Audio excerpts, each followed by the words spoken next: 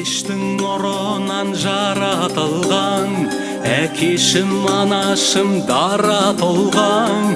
Сендердің бейнетпен зейнеттерің, бүгінде қатайсам қанатымнан.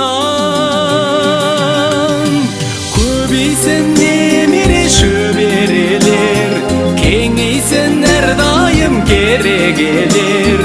Әкешім анашым сендер барда